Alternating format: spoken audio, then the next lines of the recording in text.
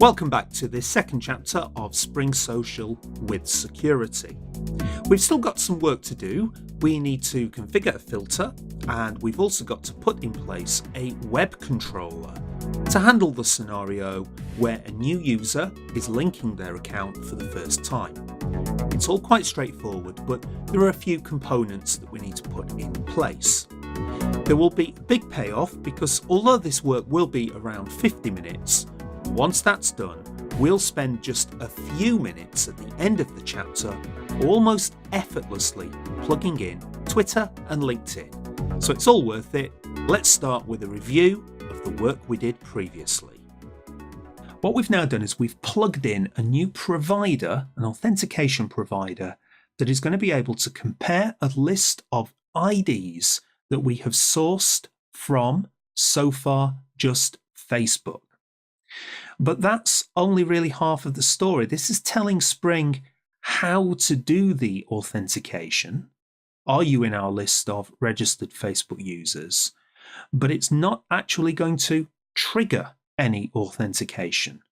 What we need, of course, is when we visit a link, we need some way of clicking a button saying authenticate with Facebook, and we need the mechanism to go across to Facebook and do all of that hard work of the OAuth process. To make all of that work, we're going to need to switch to our CRM security config.xml file, because that is where we're defining the HTTP patterns. And what we're going to do here is we're going to insert an entry into the filter chain.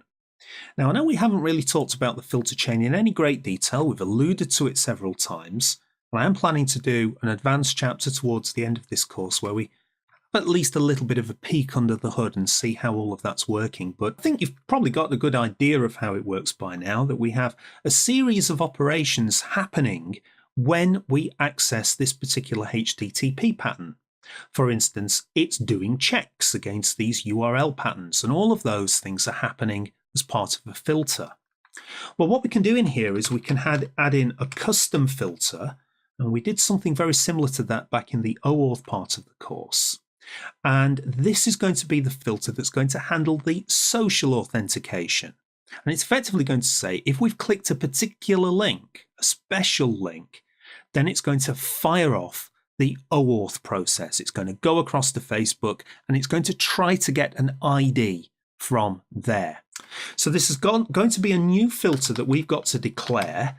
I'm going to call it Social Authentication Filter. And the thing that you might not be familiar with, because we haven't covered it yet, is that all of these filters have a position in a chain.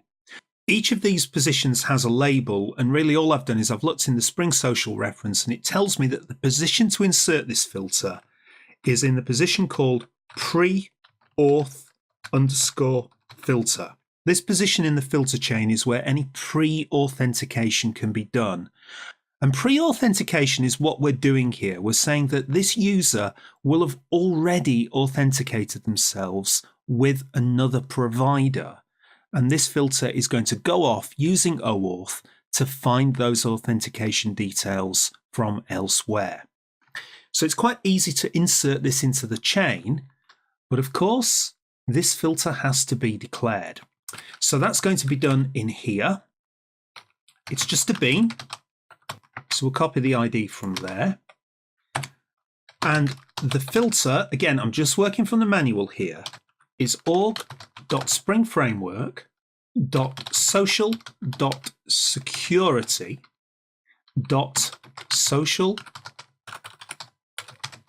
authentication filter. There are going to be some properties that we need to pass into here. Oh, I have an error in the XML here because I'm in the other file where the default namespace we've set to be security. So we're going to need the beans namespace in front of each of these tags. If we look in the Java docs for social authentication filter, you can see here that it's telling us that we should inject it at or before, but it's going to be at the pre-auth filter location. You might be a little bit horrified at first to see that in the constructor here, there are, again, no useful information, but there are 1, two, three, four parameters that we need to pass in to that constructor. Actually, three of these we've already created. We've got the authentication manager, which we're well familiar with, and this users connection repository. Well, you'll remember we did that in the first part of this configuration, so we've already created that object. And also the social authentication service locator. That's another one of these objects that has already been automatically created as a result of the Facebook :config tag. So most of our work is done here. There's only just one rather strange parameter here, this user ID source. Now, this is needed just because when you're working with social authentication, you don't necessarily have our own user records here on our site. Because some sites using social authentication might not even bother keeping user records. They're just going to keep that long list of IDs managed by the authentication provider. So for that reason, Spring Social has decided that we need this plugin here that's going to be responsible for working out what the user ID is. If I follow a link to user ID source, it is an interface, and they describe it as a strategy interface used to determine the ID of the current user. Now that means once the user has been authenticated and they have been registered by our authentication manager. Now all we need to do is to take that user principal, take the username, and we use that as the ID. And that's going to be, I think, the strategy that most sites are going to use. And for that reason, there's already an implementing class that does exactly that. It's the authentication name user ID source. And there's nothing to do in here. It's an empty constructor. We just instantiate it and plug it in. But if I go back, the other implementation that's out of the box might give you a clue as to why this might be useful in the future. If I go into here, this session user ID source is convenient for applications that don't maintain their own notion of a user, which some applications will do. Now, I realise that's a little bit complicated and way beyond the scope of what we want to do and probably what most applications want to do. And I find it a bit confusing really that they don't automatically configure this authentication name user ID source, and we don't have to think about it until such time as we want to change it. So I think it's an example here of bad defaulting, and I'm not criticizing the social team there. I'm just kind of saying that just so that if you're finding this overwhelming, you really don't need to worry too much about it. You can put that pretty much to one side. So going back to the work that we need to do right now, we need to configure this social authentication filter. And as you've seen now, 1, 2, 3 of those objects already exist in our configuration. It's just this user ID source that we need to instantiate. So that is easy to do. We'll do that in its own beans definition. And we'll call this the user ID source. And the class is exactly as on the Java doc. I won't bother switching back, but it's org.springframework.social.security.authentication name user ID source. And I have XML errors here, which suggests I've got one of my tags wrong. And yeah, it's just that should be beans::bean. Now, my thinking is because now the 4 objects that we need here have already been configured elsewhere in the Spring config, we could potentially use that trick again of using autowire equals constructor. But I've discovered that there is a slight problem with that in that it won't be able to identify the authentication manager correctly. So we do have to do just one beans::constructor arg, and that's going to be referring to the authentication manager that we've defined elsewhere. That's because, by the way, under the hood, there are multiple authentication managers. We've defined one ourselves, and we want to use that one, but there are others. Planning to talk about that when we lift up the lid and we go into details about what's happening underneath. But for now, if you're just happy that we have to pass that in manually, but the other 3 dependencies should be found automatically. We've done 2 jobs. In this file, we've set up the mechanism for recording user IDs from this social authentication provider, and we've had to create a few helper beans to make that work. And in here, we've set up the filter, which is going to be the web-based mechanism for actually going across to Facebook and making all of this happen. The remaining work is just to really pull all of this together and to put the mechanism in place to allow the user to initiate the login process. But I feel that since we've done a lot of configuration here, and I know that I will have got typos along the way, and I'm sure you will have too, I think it's probably worth, even though nothing's going to happen, I think it's worth doing a deploy and seeing if we get any errors on the Tomcat log. And we certainly do. Lots of exceptions flashing past there. Let's hunt through this. These all look like just run-on exceptions. And this looks promising. We have references to XML errors here. So yes, I suspected there was something wrong with my Facebook :config because I was getting that error in the editor, but I sort of ignored it for a little bit. So let's go and have a look. This is in miscbeans.xml. So this line here looks faulty. I think the line's okay. It's possibly the declaration of that looks okay. Here on the namespace, well, I've no idea what happened there. I'm very sorry. I must have been rushing at the time. I didn't notice this happen on recording the video. This is the name of the XSD, which is actually spring-social-facebook.xsd. I must have made a slip when recording. It wasn't deliberate, I promise you. Now, I noticed that that error is still there. I can tell you that actually that error never went away, even during rehearsals. Even when I've got working professional code, I've never quite made that error go away, and I'm not quite sure why. It's something to do with the declaration here, but I think that should make that problem go away. Let's try deploying again. And more exceptions. This is to be expected. This one looks a bit easier. It's saying there's no bean named Authentication Manager. I just lost it there. I'm always making this mistake. In this social authentication filter, I passed in a bean with the reference of Authentication Manager, but actually the Authentication Manager is defined in this file, and I created it here. Actually, I haven't given that bean an ID. And I know we did this earlier on in the course. I recommend you use an alias here of Authentication Manager. If you give it an ID there, it can cause problems. So very minor things so far. And I hope that's the way it's going to remain. Let's deploy again. Well, this time I appear to have a stable deployment, and that's really good. We've reached a good checkpoint. But the task now is we need to give the user some way of triggering this process off. So we need to go into our login.jsp page, which you will find under the web folder. Open that in the text editor.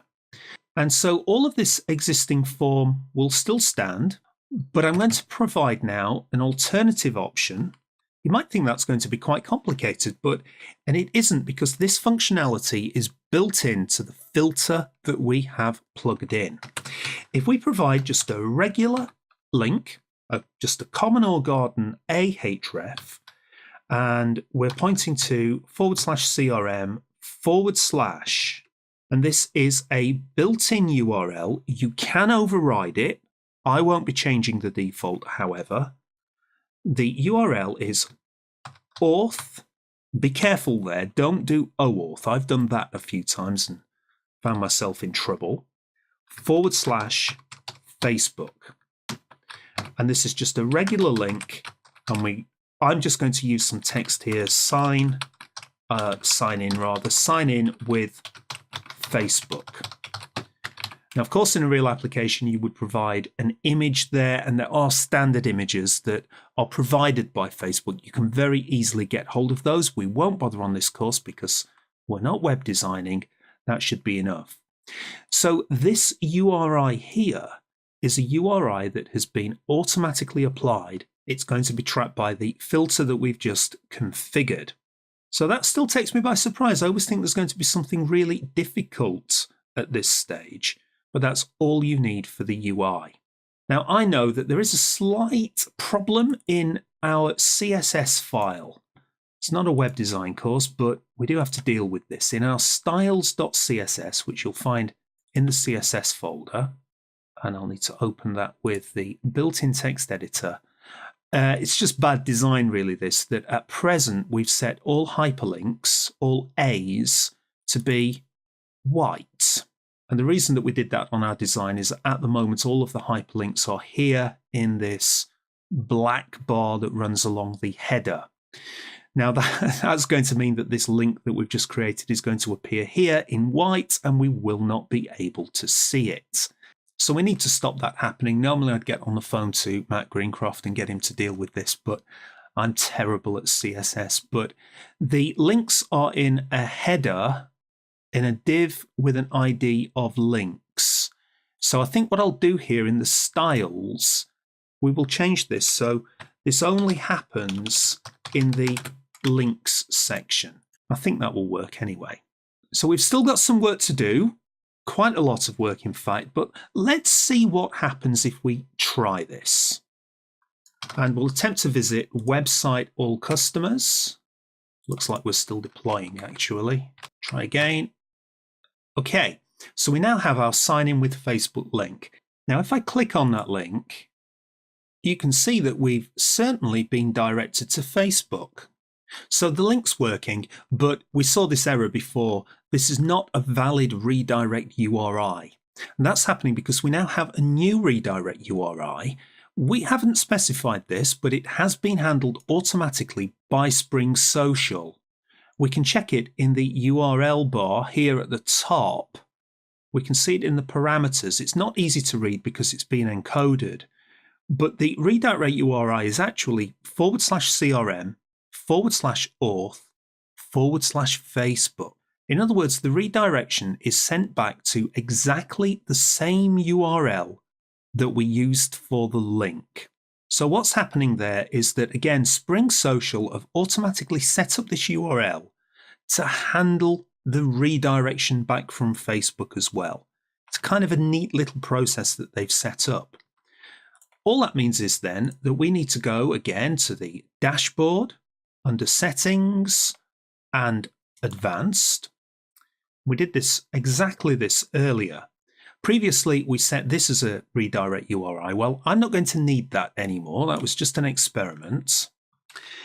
But we are going to want HTTP localhost 8080/CRM/auth/Facebook. And be careful you get the structure of that right. Sometimes I get that wrong. You will get a little warning red symbol here if there's anything wrong with the structure of that URI. So we can save that and let's try again. So we'll try to visit all customers. We'll hit the sign in with Facebook link. Now it might look like nothing happened there, but actually the URL has slightly changed here on the bar. There's some kind of strange string going on at the end of there. And well, it took me hours to work out what's going on here. Can I just demonstrate that something did happen? And the best way of doing that, I think, would be if I go into my Facebook developer console. I'm going to log out of Facebook just to prove that something really did happen there. I'm going to try that link again. And you can see now that it is definitely going to Facebook. And when I log in, and now you can see that I have been sent back for some reason to this login page. Well, what's happening here is that at the end of the process, although that we know, reminding ourselves of this redirect URI, that Facebook is redirecting back to the URL CRM/auth/Facebook. Remember, that's been automatically provided by Spring Social. The logic behind the controller method in there is that it's redirecting to another URI. And you'd only know this if you looked in the reference manual, or actually more likely probably check the sample code. It's not obvious, but what's happening here is that Spring Social is trying to redirect to a URL called sign up. And sign up is where we're expected to provide the logic that we want in order to register this user with our application. And I think what's happening is a very simple case of, because this is part of the protected URLs that we've got, when Spring Social is trying to go to this URL, it's protected, so it's coming back to the login page. So I think step one here is to go into the intercept URLs, and we want to make sure that all users can access this /signup URL. Now on line 84 here, this was the URL that we were using earlier to experiment with Facebook. I don't think we need that anymore, so I'm going to repurpose that. I'm going to change that to /signup /*. So let's see what difference that makes. Okay, and I'll run the process again. So sign in with Facebook. And that proves that Spring Social was indeed redirecting to this URL called sign up. Now, this is really the last stage of the process. We're expected to implement this URL, and we're expected to provide the custom logic that we want to register this particular user with our site. We are going to have to do some work in implementing the URL called sign up. But as you're going to see, there's a lot of different ways of handling this process and handling this flow. And the idea behind having this URL is we can kind of now slot in our own custom functionality that we want to handle the user's registration. I'm going to go for the simplest possible way of handling this. What we're going to do now is we're going to write a handler for this in a controller, and we're going to interrogate Facebook. We're going to find out what that user's ID is from Facebook, and then we're going to register them using that in-memory social user service that we saw before. So a little bit more work to do, but it's not too bad. It's just one controller. There's only about 20 lines of interesting code in this controller, but I have considered giving you this pre-written, but I know that a lot of you like to go through every single step. So if you don't mind, I'm not going to just throw this file at you.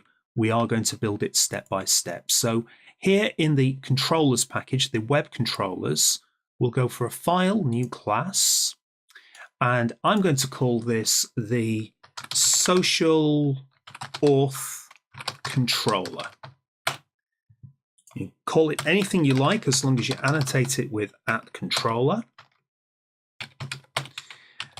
And we're going to need a handler method. So this is going to return, I guess, a model and view. I'll call this register user from Facebook. This method is only called when the user hasn't been recognized. So this is a brand new user that has never registered with this site before. So we're going to need an @request mapping, which is handling the URL of /signup. And we need to import model and view. And what we're going to ultimately want to do here, right at the end of this method, this is the overall goal of this process, is we're going to want to register this user with our application. Well, I hope you remember from not too long ago, we created this class called in-memory social user details service.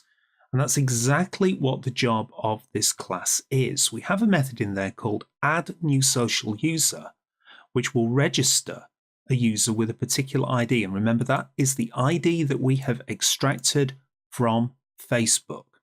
So we want to call this method ultimately as part of this process. We'll need to get a reference to that in-memory social user details service. We'll declare an instance of it here. I'll call this the user details service, and we can very simply auto wire that in. So down towards the end of this method then, I'm going to be calling the user details service, add new social user, and all I need is the ID of that user from Facebook. And the way that we do that is very similar to how we did it in the warm-up section when we were first using Facebook. We need to use a connection to Facebook where we can call various methods to get various pieces of information, including the ID. And where we do that here is slightly different to how we did it before. We're going to use another helper object, which we'll need to declare as a private attribute. And this is the class called provider sign-in utils. I'll call it provider sign-in utils, I guess. Now, I must admit that I'm not sure if there are other ways of doing this, but this is certainly the way that the sample application suggests. What this sign-in utilities gives us is a way of extracting the connection to Facebook. We can call, and that should be sign-in utils, sorry about that. By the way, I haven't shown you how to instantiate this yet. It's not a simple case of auto wiring. I'll leave that until we've done the interesting bit of the code. We can call in there's actually only two useful methods. The first method is get connection from session. And that's going to allow us, and I can just go with the default parameter name of request, that's going to allow us to use the current session to extract the connection to Facebook. So in other words, what's happening here is that Spring Social is automatically storing this connection in the user's session, so we don't have to worry about working with factories and all the rest. Now, the object that's needed here is an object representing the current HTTP request, and we're sort of getting into Spring MVC a little bit here, which I don't want to get too hung up about. I can tell you that if you just declare an object of type web request as one of the parameters into this method, then Spring MVC will automatically inject an object representing the request. We just need to import this web request, which, as you can see, comes from standard Spring Framework Web. It's nothing to do with Spring Security. Now that is finally going to give us one of these connection objects. And again, as before, be careful importing this. This is the Spring Social object. If you're annoyed by the warning here, this is a generic warning. We saw this earlier, that there are different types of connections for different social media providers. So we could, I guess, put Facebook in here and import that. But actually, we don't want to do that because we want this to handle not just Facebook, but also LinkedIn, Twitter, and others. And actually, as I say that, I realize we should probably rename this method. I'm going to change Facebook to social media provider. Of course, it doesn't matter what we call that method name there. If you want the warning to go away, you can put in angle brackets question mark. That's a standard Java way of handling generics. At least from this point, it's fairly downhill, because on the connection, you'll be familiar with this from earlier. We can get the underlying API, which we're probably not going to do because this is a generic social media provider, but we can call the fetch user profile, which would give us access to the ID. But actually, I have a better idea. There's a method, a very useful method in there called get key. Now that returns a complex object. In fact, we actually only need it to string. Now that is going to return the ID from Facebook. But if you think about it, we have a bit of a problem here. We might have one user who's logged in using Facebook, and their ID might be 7. Of course, it'll be a big number probably, but it might be something like 7. And then we might have another user logging in using LinkedIn, and there's no way of guaranteeing that we're not going to have a clash. The LinkedIn ID for a different user could be 7 as well. So the great thing about calling this get key is it will automatically put in front of the ID a string representing the name of the provider. So we might have one user who is Facebook:7 and a different user called LinkedIn:7, and we'll know that they're different users. So we could have done that manually, but this get key method is a really useful way of doing that. So that is going to form our ID. Now what we'll do after registering this user in the user details service is we will, I think just to keep things simple, I'm going to return a new model and view, which is going to represent a redirect. And I think we will simply redirect to that all customers page, which remember is in the folder /website. I'm doing that because this is kind of the front page of the application. Now there are still a few small things that we need to add into here, but we are getting really close, and I'd like to do a deploy. But what's definitely not going to work at the minute is this provider sign-in utils is definitely going to be null because we haven't injected it. And we can't inject it because that's not been declared anywhere in our XML. It is slightly tricky, this, and again, I wish this was a little bit of the API that they tidied up a little bit, but I'll show you my favorite way of instantiating this object. I'm going to create a public method called initialize, doesn't matter what we call it, and I'm going to instantiate this object.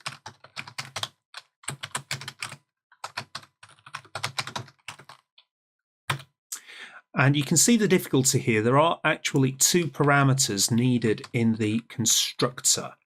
The first object is of type connection factory locator, and the second is of type users connection repository. Now, if you're anything like me, you're probably getting completely drowned in this huge soup of factories and locators and users and repositories. But if you take a step back, actually both of these objects we've seen before. We've seen that we get both of these for free as part of that Facebook:config tag. So although it's ugly, we can get both of these objects without too much work. We can simply declare them. So the first one is of type connection factory locator.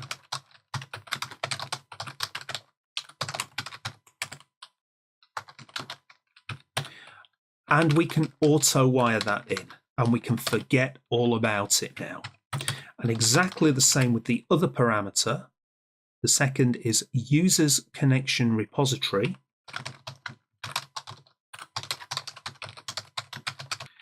Which can also be auto wired. Actually, sorry, that was called connection repository. There are other ways that you could have wired that, but I'm not really too worried about it. It works. You might be wondering why I've done this in an initialize method and I haven't done this in the constructor. Well, I can't do this in the constructor because at the point of construction, both of these objects will be null. We have to do this after the constructor has run, and you'll remember from standard Spring that we do that with an @post construct annotation. And Spring will automatically call this method once the whole object has been created. It's not going to work just yet because there's a missing step, but I would like to see if we're getting as far as this and if we're getting a sane value for the ID here. And what I suggest is we go into the user details service and we'll put a bit of logging in here. And I'll keep it simple by just using system out as I'm with friends. And I want to make it really obvious, so lots of \n. And we've added the user with ID and their ID. Okay, let's do a deploy and see how far we've got.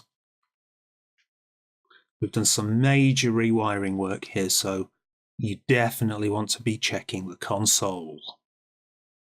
Okay, that took quite a long time, but it is at least stable. So we'll run through the usual process. I am currently logged into Facebook. So let's follow the link. And it took a while, and it might not be clear from the camera, but again, not a lot seems to have happened. We seem to have been sent back to this CRM login page. I'll explain what's happening with that in a few moments, but I'm hoping that if we look on the console, this is actually looking pretty good. you can see that the user service has attempted to add the user with the ID, and this is the kind of key that I was promising you. The key is Facebook : and actually that is my Facebook ID, that long number beginning 140. Obviously you'll see something different in there. So we're clearly missing something, and again I'm just working with the sample code here. There's one missing step. We're back here in our new controller. What we're also expected to do here is we have to manually create an authentication object for that particular user. And we can do that process as part of doing this add new social user. So if we go into the implementation of that method, and what we want to do then is manually log them in. We have done this in several different areas of Spring Security. You might remember this rather ugly line of code where we called the security context holder. There's a get context method in there, and we can call the set authentication method, which I just think of this as a manual login. This takes an object of type authentication, but you'll have seen before that that's a superclass, and one of the concrete subclasses of that is the username password authentication token. And this is an object, a regular concrete class that we can instantiate directly. And what we need to pass into the constructor of this is, first of all, the user's ID. Well, that's easy. We have the ID here. The next parameter is the password. Well, again, we're not managing passwords in this application, and it's never going to be used. So I used a string there last time, and I'm not sure, I must confess, if that's going to be valid here, but I know that we can use a null. That's for the password, and then we have the authorities. Exactly the same as here, so we can use the same object that we created before. That's the reason, by the way, I decided to put these lines of code in here rather than the controller, because I've already got this authorities object here. Although it might feel quite different, you'll remember that we did exactly this process back in module 1 of this course. When we want to register a new user onto the site, we did exactly the same process of, once the user was registered, we created this authentication token and then called set authentication. I have to admit that even after many years of working with Spring Security, every time I do this, I always think, why am I doing this? Why do I have to go to all this work? After all, when an existing user logs in, all of this is done for free, automatically. And I think the thing that I always forget is that Spring Security doesn't know that we want to automatically log the user in just because they have just registered. If you think about it, there are a lot of sites where you register an account, but that doesn't mean that you're also automatically logged in. Perhaps you have to wait for an email and you have to confirm your membership. And my point there is that there are lots of different web flows that we could implement around this. And Spring Security doesn't do anything automatic here for that reason. However, in this case, I think probably when you're working with single sign-on, this is the first time the user has done single sign-on, so we're signing them up. But I personally think we'd probably always want to do this automatic login. And finally, and I promise you, we are now in sight of the finish. One more line of code and we should have things working. There is one further method on this provider sign-in utils, and it is the do post sign up. And we're expected to call that when we have completed this process. I'll invite you to check the Java docs if you're really interested in what's happening here. Frankly, I'm not. I know I just have to call it, passing in the ID and the request. We're finally done. Now, there are things we can do to improve this, and we can expand the process a little bit. But what we have here, I think, and I've worked really hard to get the smallest possible example that could work. I know it didn't feel like a small example, but believe me, you can make it quite a lot more complicated than this. So let's give this a build. Okay, a stable deployment. Let's see what happens if we run the process now. We try to sign in with Facebook. Well, I hope you're getting the same results as me. That was a lot of work, but we have reached a really good point here. Without providing a username and password, we have securely logged in to this system. If we check the console, I hope you can see there that, yeah, we have successfully added this user with that particular ID to our in-memory repository of users. Of course, that would be one big thing that needs to change in a production system. That would need to go into a database.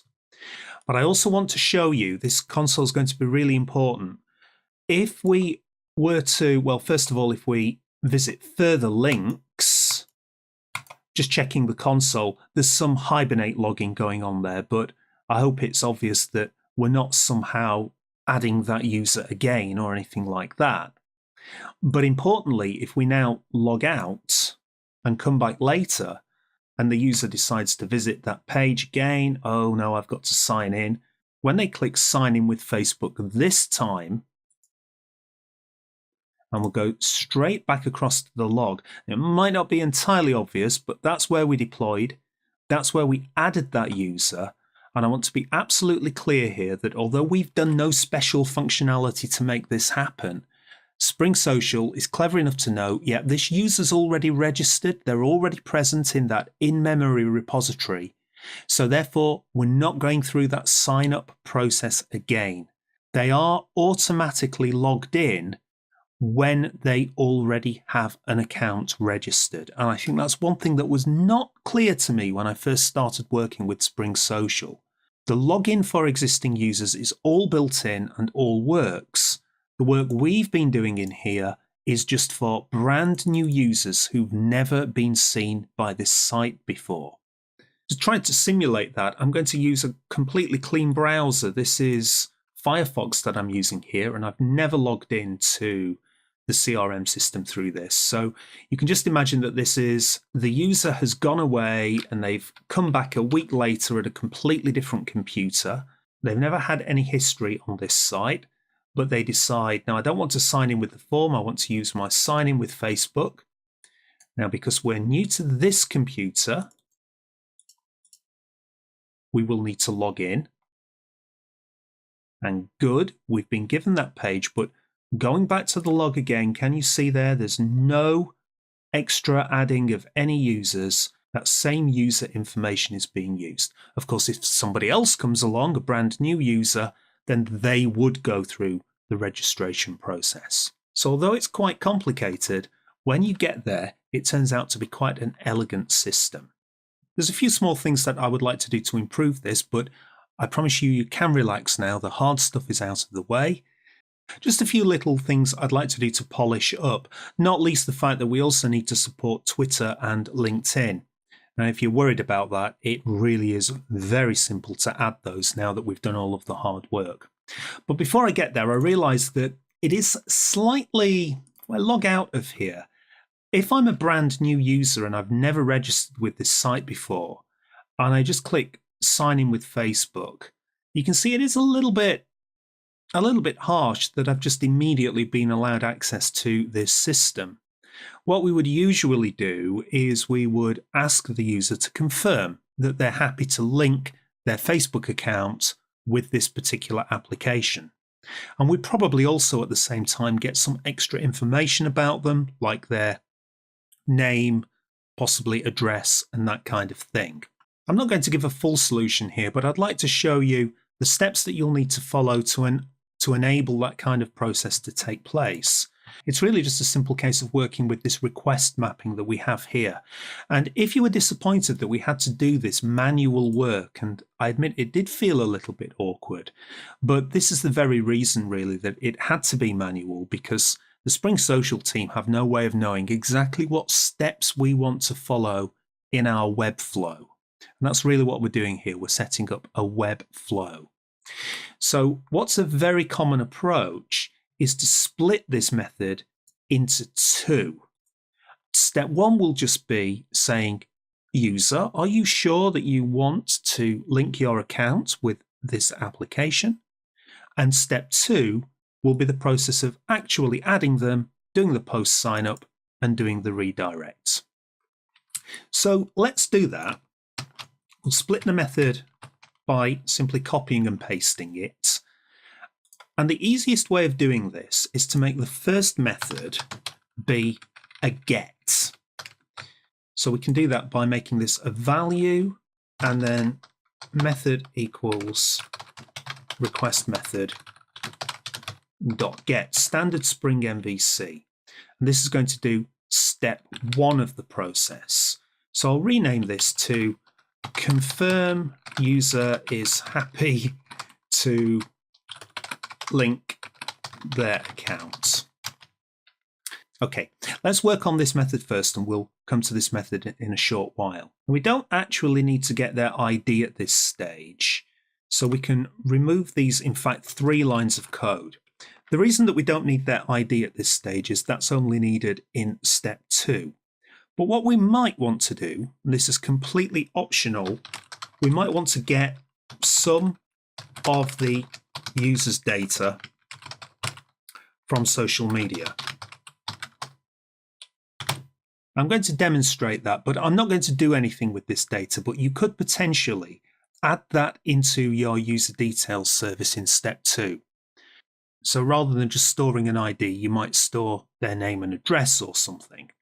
So I'm going to simulate that just by getting the email address of this user, and I can do that by calling fetch user profile followed by get email.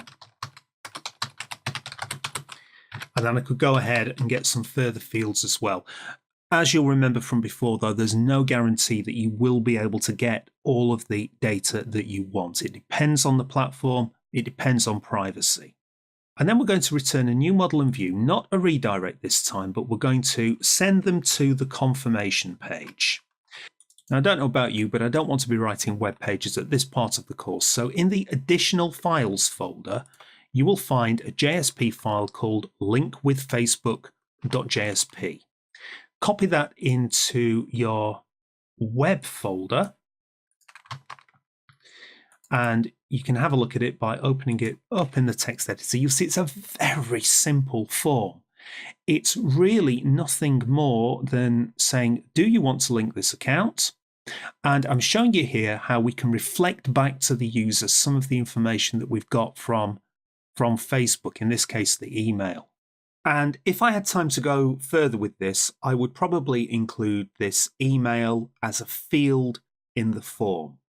And that would enable me to reflect back to the user what the value I've obtained for their email is, but it would also give the user a chance to edit it if it's wrong, or, of course, if we didn't get one from the social provider. We could, of course, do the same with their address and any of their other details. I realise this chapter's getting a bit long, though. I don't think you need me to do that. It's essentially just standard web design. Now, because this is a Spring form tag, you probably remember that this is going to default to a post. And therefore, over here in the controller, we can make step 2. If we change that to value, we use the same URL, but we would use the method is request method dot post. And therefore, this will be triggered by them clicking the button on that form. Well, I've not quite finished this first step yet. I need the model and view, which is going to be link to facebook.jsp. Optionally, as part of the model, we can pass, for example, that email across to the form. Remember, we could make a map of keys and values if we had multiple values that we wanted to send across there. So that's step 1. And then in step 2, well, actually, there's nothing to change. We need to get the connection again so that we can get the ID of that user. And then we do the same steps as before. The only thing that I would improve on a real production system is I would consider storing this email, their first name, their surname, and so on, as part of that social user record. That should be fairly simple for you to do. I don't think that would add much right here. So let's see if that works. Because we're storing the user's data in memory, all my previous registrations will now have been wiped away. So let's run again. Sign up with Facebook. I had a typo on the link to Facebook. It's actually link with Facebook. I'm sorry, it's getting very late in the recording. You might be thinking that we need to add that into the URL map in the security, but remember that's an internal name that we're forwarding to. The address that will have been visited by the browser will be /signup, which we have excluded from our secure URLs. A silly mistake, but let's try again. So sign in with Facebook. And great. So we're now getting the confirmation screen. A good exercise for you to extend this system would be to attempt to get the user's avatar or their profile picture from social media to kind of give the user a very visual clue as to what we're doing here. I'll just check the console and you can see that there's no registration happened just yet. Let's have both of those on screen at the same time.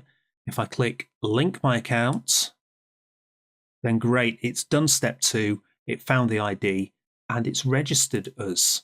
If we now log out and repeat the process, this time we've already registered, so it didn't do that again. So that's all good. And the final step, well, this feels like a big step, but it's really not too bad. I promised you at the outset that we were going to support signing in with LinkedIn and with Twitter. There's almost nothing to do, or at least in terms of our application. If we find our login.jsp page, it is a simple case of repeating this link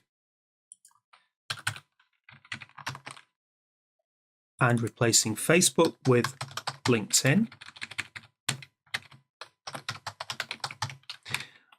replacing Facebook with Twitter, and we're almost done. Well, we will have to repeat the process. If I find my miscbeans.xml file, we are going to have to repeat this process of setting up an app ID and an app secret for each of those providers. Now, it does mean, believe it or not, I'm going to have to repeat this namespace work, which is incredibly tedious. So I'll copy the Facebook line there and add an entry for LinkedIn. And it's just a case of really just changing Facebook for LinkedIn. And we'll do the same for Twitter.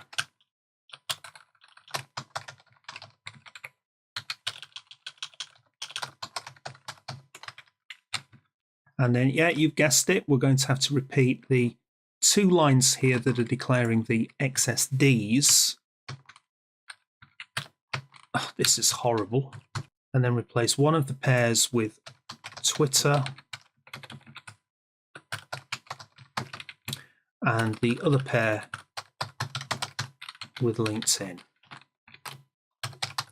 That's the only unpleasant bit of this process, really. We will then be repeating the configs here.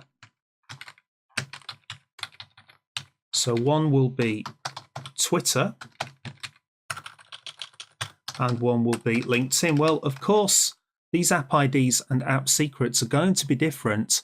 I'm going to have to do the same process with these providers of registering developer accounts. For Twitter, the URL is dev.twitter.com. And when you've logged in, and of course you will need a Twitter account to do this, down at the bottom you will find a link for manage your apps. I've already created a couple of apps for some other work, but it should be a fairly simple process this of create new app. The name can be anything you like, 32 characters maximum, some kind of a description,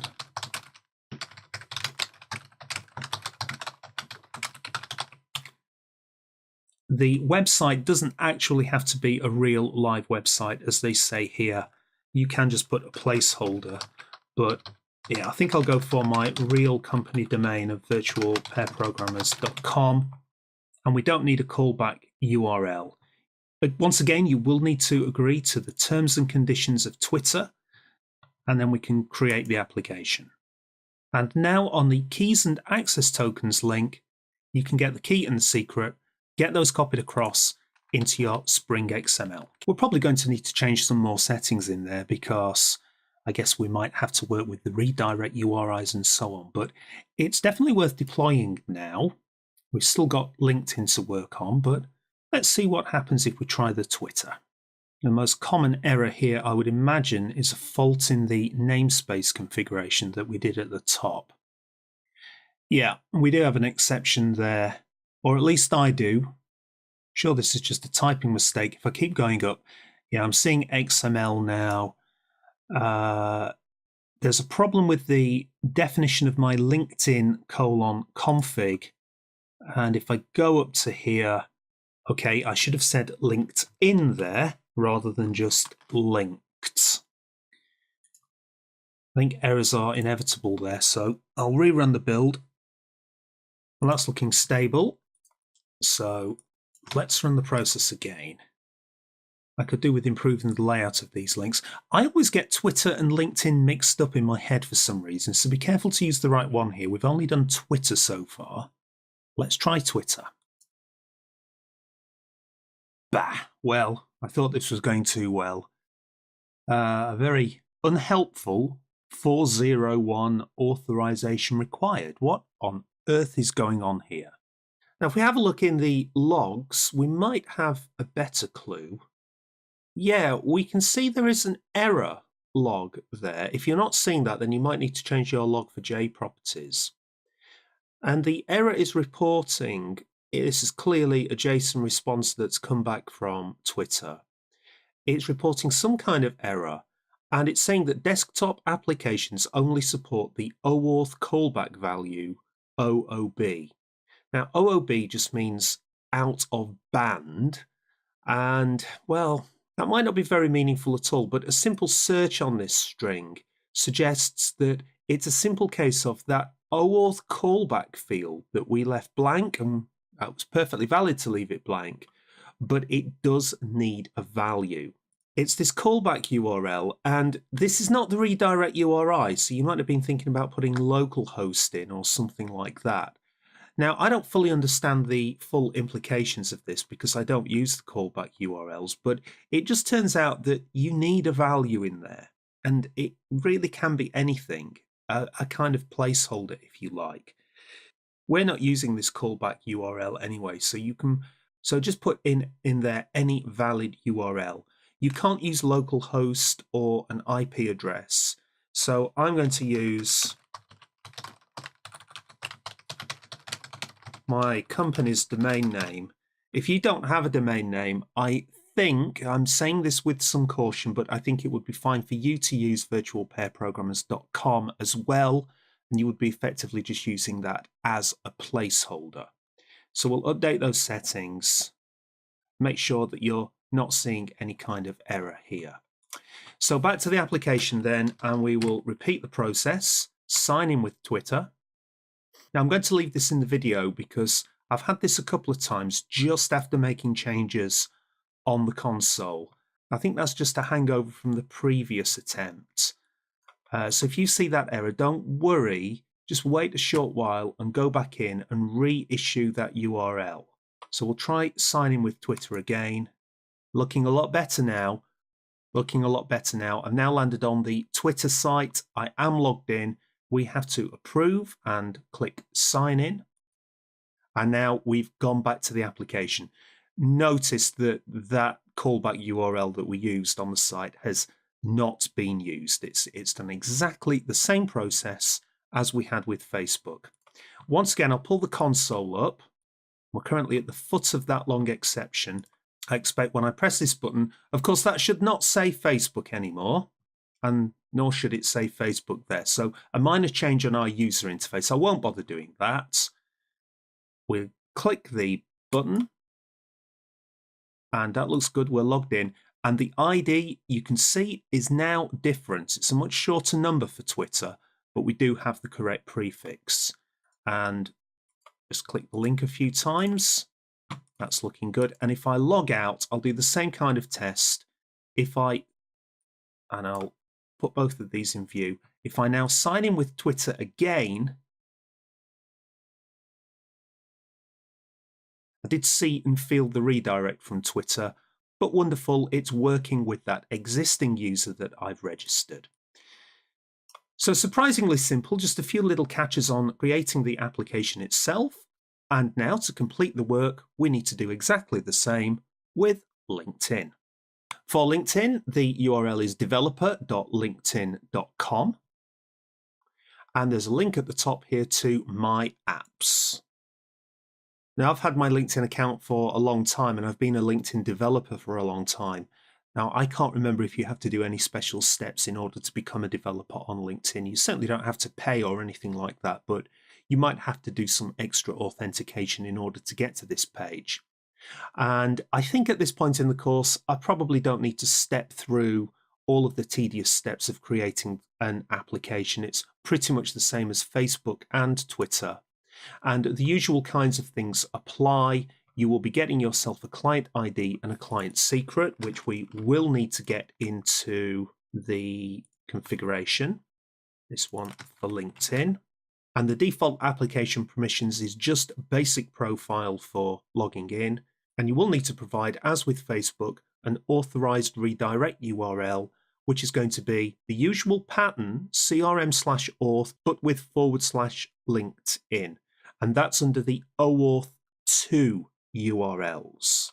Now, I seem to remember when I created this, I actually created this quite a while ago now, but I think you were forced to add an image as well. So that's done.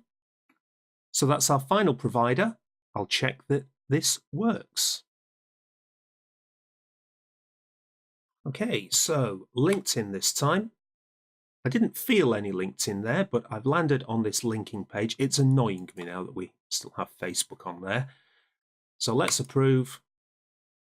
We're logged in, and there's the key for LinkedIn. That's looking fantastic. Let's log out and check that we can go back in.